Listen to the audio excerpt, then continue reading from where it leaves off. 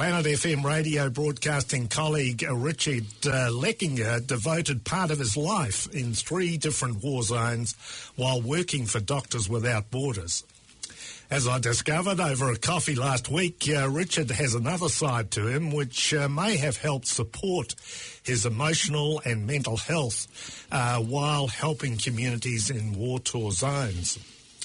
And that other side of Richard is meditation, a Hindu belief, and some history in his earlier life of depression and anxiety. How did you manage your own well-being? Well, because of the depression and anxiety I had right through my teen years and into early adulthood, I'd already developed a lot of coping strategies for chronic anxiety, which stood me in very good stead because war zones are states of chronic anxiety. Surprise. Surprise. And so in that regard, I was better prepared than actually a lot of people who go into those situations simply because I already had this tool belt of coping mechanisms that I was used to deploying. So when you did those interviews with the United Nations humanitarian groups, did you disclose your mental health experience? No, it never really came up.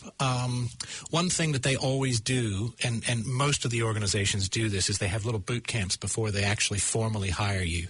And during those boot camps, they do put you under a lot of stress, and they're actually always observing you, and they give you their various psychological tests. So they're actually making an effort, particularly MSF makes an effort to screen. Right. And if you don't get through that phalanx of testing and personal contact, you don't get hired. Right. I mean, that could have been a time when your anxiety could have been generated, could have been sparked. Oh, absolutely. Everybody's nervous for a job interview, right? Right. I mean, that's normal. Anxiety is a normal part of life. And so learning how to manage it is actually really important. It's just when it becomes an acute issue that, you need to get help. Right. But you have adopted certain tactics and strategies and well-being manoeuvres and that sort of thing to manage anxiety. Tell us a little bit about those. Well, probably numbers 1 and 2, and in no particular order, actually, are meditation and yoga. You know, you've got to get the stress out of your body, first of all, because we do pack an awful lot into our bodies, and then wonder why it gets triggered later on down the road. Right. You know? And then a meditation practice. Now, both of those are basically chronic solutions for chronic problems, for chronic anxiety. You're not going to cure an acute episode of anxiety or depression by meditating or doing yoga. But you can actually prevent the onset, I believe, by practicing regularly. Right. So when you say that we pack a lot of anxiety into our bodies, have you got any signs? Can you, like a barometer, that you know you've packed too much anxiety into that body of yours and you'll do something about it? Or now, I guess, you're practicing meditation on a regular basis, so you're countering. I am countering, but actually the signs are always there. And, you know, even now, 30 years after I started meditating and doing yoga, I'll sit down in the morning for my morning sit, and I'll feel tensions in my chest, in my back, in my upper back, in my lower back, and I'll go, that's the stress of this week. Yeah. I'm worried about this report. I'm worried about that relationship. I'm worried about yada, yada, yada. It doesn't matter, you know. I had a few of those this morning, mostly because I played 30 minutes of tennis for the first time in 3 months. So you were reminded. I was reminded of my age and my frailties, my vulnerabilities. That's right. That's right. And, you know, one of the things that happens during meditation, and a lot of, now, I don't do a formal body scanning meditation, but that's a very popular thing to do. But I start every meditation with a few body scans. And sure enough, you go in there and you find those points of tension.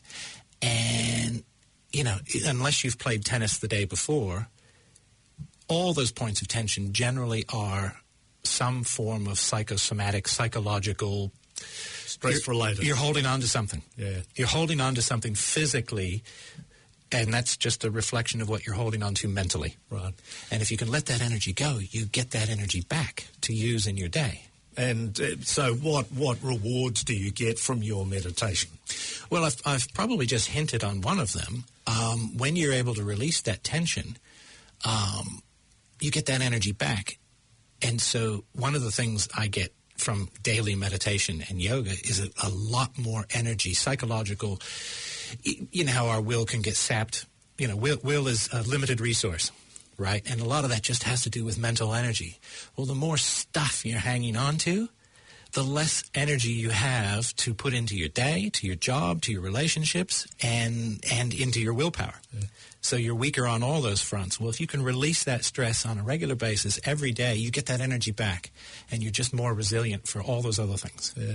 So you've mentioned yoga as well. That just complements the meditation, does it, or is it another? It complements. For traditionalists, the yoga comes first and the meditation comes second, because if you can't even straighten your back properly, how are you going to sit in a meditative pose? And how are you going to reach a state of equipoise if your body is all racked with pain and tension? It's not going to work. Equipoise, that's a new word for me. Equipoise, yes. Oh, equipoise. Yes. Equal sort of, is that what it means? Well, yes. Think of the word poise. I mean, you kind of know what that means, but equipoise is that perfectly balanced moment where everything's just lined up. Like, when you're standing up straight and it's effortless, and you think, how does that work? I should be falling over, but I don't feel like I'm holding any tension. Right. And that's equipoise.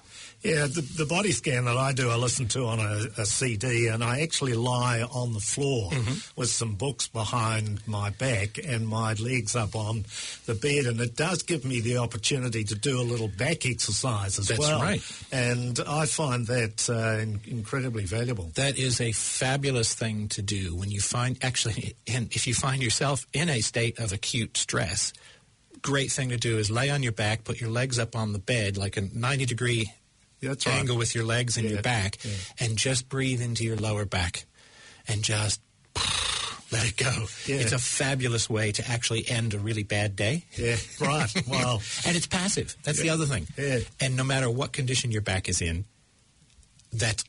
you're not going to hurt it. So how many times a day do you feel it's necessary to meditate? Well, I have a rock-solid once-a-day habit. That's normal every morning, first thing in the morning. And so I'll have a 15, 20-minute stretch and a 30, 40-minute sit meditation. And, that came and went in fits and starts over those 30 years. Don't think that I was that disciplined. But once you've done it for many, many years, it starts to fall into a real habit and a good habit. And so now it's daily, and it's pretty effortless to just fall out of bed. Even if I haven't slept well, even if I went to bed late, I'm still up and sitting. Right. And I think one's body knows that for the next 20 minutes or 30 minutes or 50 minutes, then the body's not going to be doing too much. It's going to be relaxing. It's going to be in a meditative state. That's and I right. think it falls into that much quicker than if you're only doing it every so often.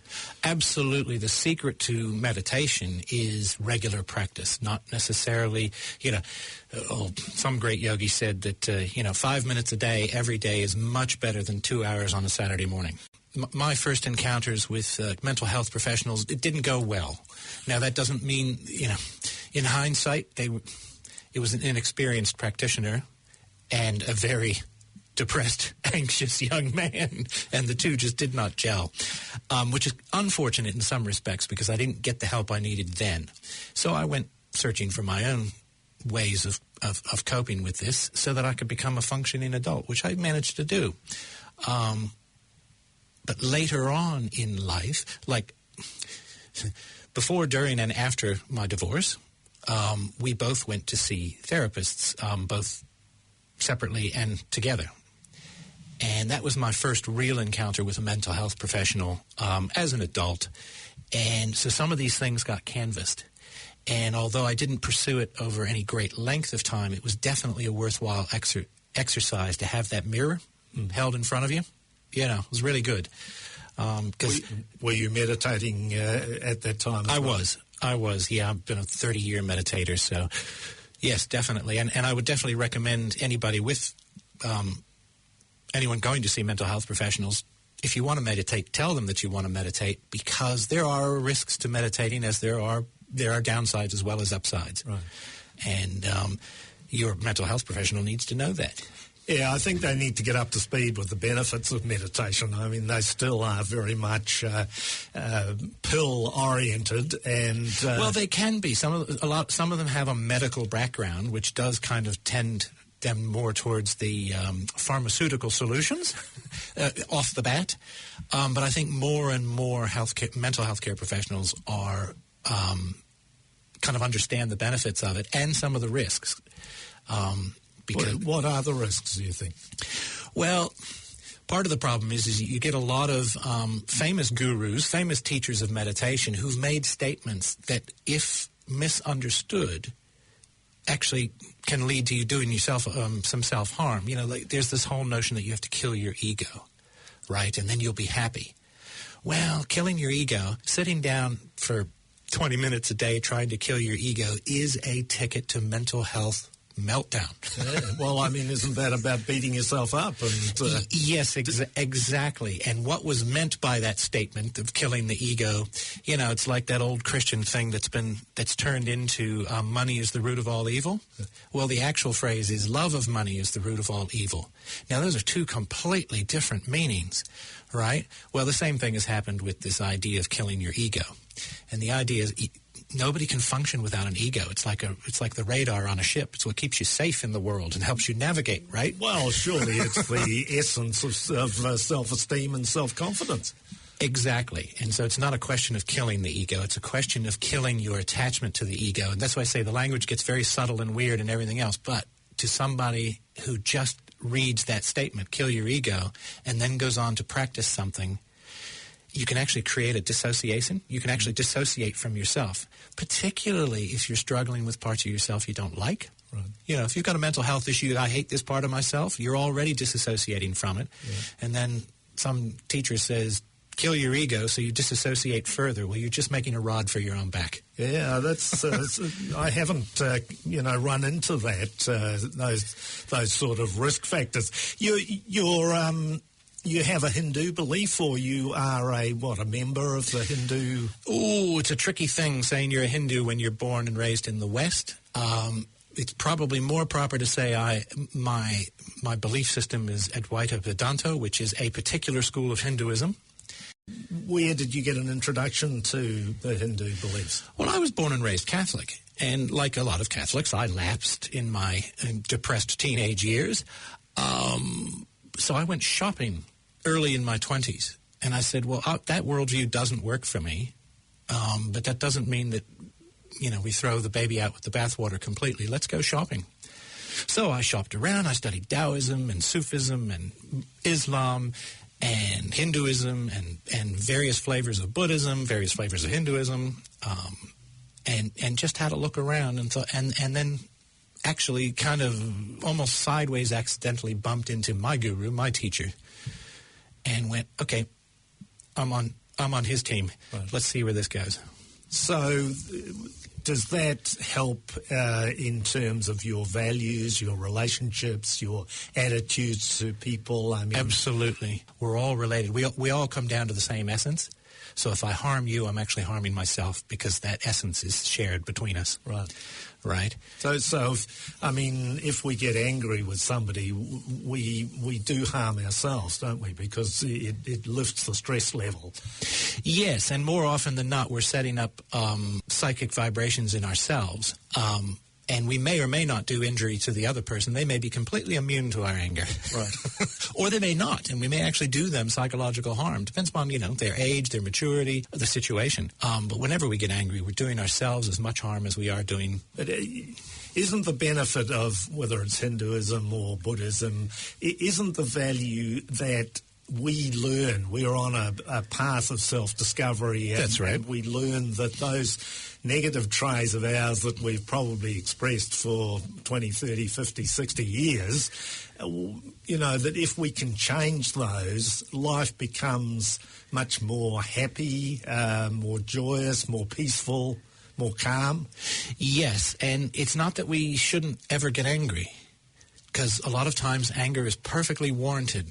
It's how we deliver the messages of our anger and how quickly we return to our state of equilibrium afterwards. If I'm upset with you, if I express it in an appropriate way and I can see in your eyes that you got the message, I can let go of it. And now it's not echoing in my psychic head anymore.